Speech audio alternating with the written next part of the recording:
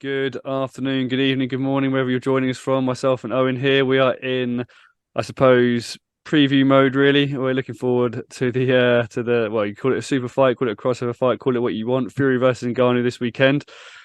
We're going to touch in on really what we expect to happen. Maybe leave with our predictions of both the event and sort of talk a little bit, I suppose, about approach and styles. First and foremost, I'd like to welcome you, Owen, and say thank you very much for joining me. And I'll just get your initial reaction to this fight. Are you excited or are you kind of ambivalent towards it, please?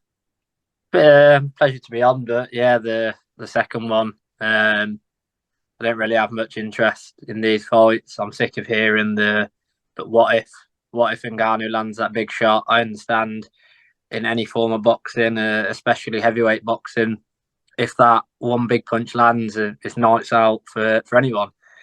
However, I know it's only the pads. I know it's only the heavy bag, but I've been watching Ngannou. If if he even lands anything of substance on Fury, I think it's a loss. No disrespect to Francis, he's got everything to gain and nothing to lose. Big money fight for him, probably 30 times what he'd ever get paid for a big UFC fight. So from his perspective, yeah, great idea. But yeah, I'm not into it personally, especially after Mayweather McGregor. I think that should have been the end of it all, but here we are.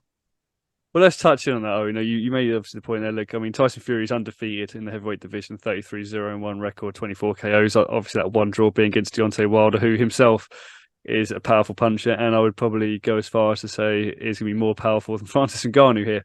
Francis Ngannou is, obviously a former heavyweight champion in the UFC. He had a record of 17-3-0, I think. Hasn't fought since January 2022. You touched on there. You think? Am I right in saying that you think that from what you've seen so far? I mean, you know more about frankly, about the UFC than I do. But do you think even if Ngannou lands on Fury, given what we've seen what happens when Wilder lands on Fury, he has managed to come through that storm. You reckon there's no chance, absolutely no chance Ngannou stops him, or do you reckon there is a chance? Give me your percentages on that, please. I think it's just the punch from the gods, maybe being generous, 12, 13%, between 10 to 15, that sort of thing. If he lands that unbelievable clean on the chin, or I think he'd have to get it perfectly on the temple. The timing would have to be perfection. And we've literally seen Wilder knock Fury out and get back up. And he's probably, in terms of one punch knockout power, you can't deny the argument that he's one of, if not the most sort of powerful one punch knockout artist we've seen. So yeah, I just, even if he lands it, I think Fury takes it, but I just don't see him landing it. I don't see him finding the angles, because we all know Fury is weird. The way he fights, the way he moves, he's not sort of, it's not natural that you'd see from your standard heavyweight. So yeah, I don't see how Ngannou lands it, and even if he miraculously does, I just don't see him knocking him out. No, I to be honest with you, man, I'm fully with you on this. I think that we've seen what happens if Fury takes power punch, he gets up, and from someone who I think punches probably harder than Ngannou here. But let's touch in a bit more on Fury then, because I mean, you mentioned it there, obviously Mayweather and McGregor, and I'm of the opinion, I've seen other people in boxing being of also the opinion that Floyd Mayweather carried Conor McGregor for some rounds, and Conor McGregor's obviously sitting there going, "No, last 10 rounds, I started hitting him, etc." But if you Yeah, look at it, he carried him for some of them rounds. Do you think that there's a chance that Fury also does that here, or do you think Fury could just sort of step on it early and try and face a 10 round fight, I believe, and if he comes in there, and tries to stop him sort of 2 and 3, or do you think I'll let him carry him maybe sort of 7, 8, and then sort of try and stop it, have him make it more of an exhibition rather than a genuine fight? How do you reckon Tyson Fury's going to approach this one? I don't think he'll do it to the same extent Mayweather did, because obviously, I loved McGregor at that stage of his career, but it was a mammoth task. And you look at the punches he landed, and you look at Mayweather. Mayweather was sat in his corner, not an ounce of sweat dripping off him. He was calm. It was easy, and it was almost a case of, and I'll say almost, I do genuinely think it was the case of, okay, we've made the money, we've put a show on for the fans. Now I'm doing what I'm supposed to do, and you're getting knocked out, basically. And I think that'll be exactly the same here. I don't think it'll be as long. I think Fury will, to be honest, the only way I can describe it is I think he'll just piss about for 2 rounds, just be stupid, dance around, do what.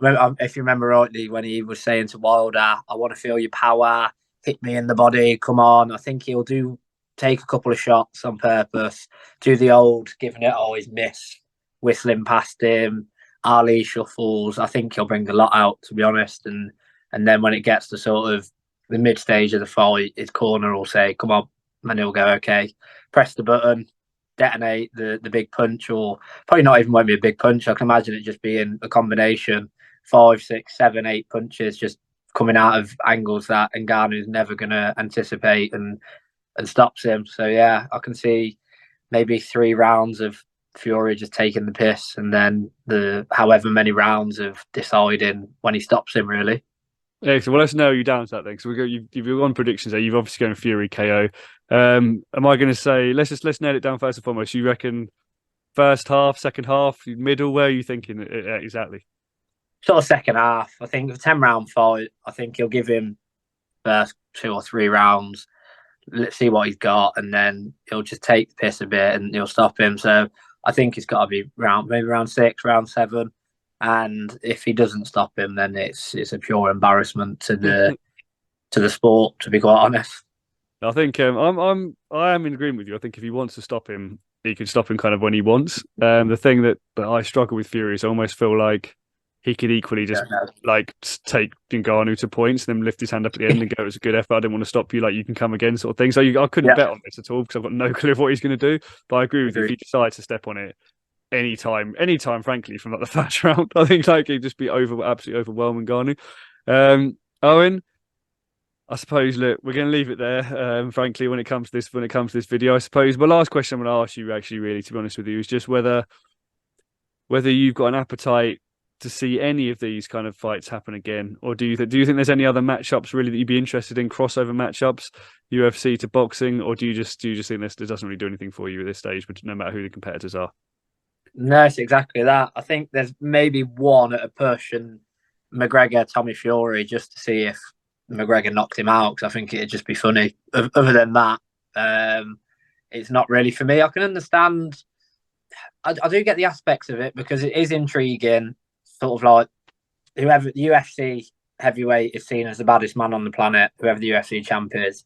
Tyson Fury sees himself as the baddest man on the planet. So I can understand why, from a money perspective, from certain fans' perspectives, especially hardcore MMA fans that don't like boxing, will want to see this just to try and prove a point. So if Ngannou knocks him out, they'll have one over on all their boxing mates to say, "Told you, you didn't listen," that sort of thing. But other than that, the crossover boxing doesn't do it for me at all.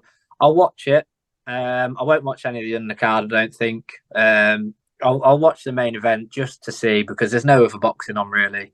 So it's a form of a fix, and like you said, and like you alluded to, you just never know what you're going to get from Fury. He could go in there and first round and go, "I'm going to show you who the baddest man on the planet is," in his opinion, spark him out cold in the first round, or he could just cruise to a points win. So that's the only reason why I watch it. But in terms of, like say, crossover, it doesn't do it for me at all. Yeah, no, you know what? I totally agree with you. Actually, I wouldn't mind seeing McGregor versus Tommy Fury, but other than that, I feel like these crossover fights, you've got boxer versus UFC guy, it kind of highlights how poor in comparison the striking is in the UFC compared to boxing. And I just feel like unless you're going to throw in like you're going to allow guys to kind of use elbows maybe and like kick, I just don't see how it's going to they're going to cross that divide. But Owen, thank you very much for joining me. We'll be tuning in on. I like you. I think I'll be watching a little bit of the undercard, maybe watching the main event, going for probably. I can't even nail down a prediction other than whatever Fury wants, frankly. But we're tuning in, guys. Let us know in the comments whether you agree with us here, whether you think it'll be a Fury kind of walkover, whether you think it'll be in any way competitive, what you're thinking about the undercard. We'll have obviously other content coming up. We'll have deep dives, and obviously we'll have reaction to Saturday night as well. But Owen, I just want to say thank you very much again for joining me, and guys watching, thank you very much again for tuning in.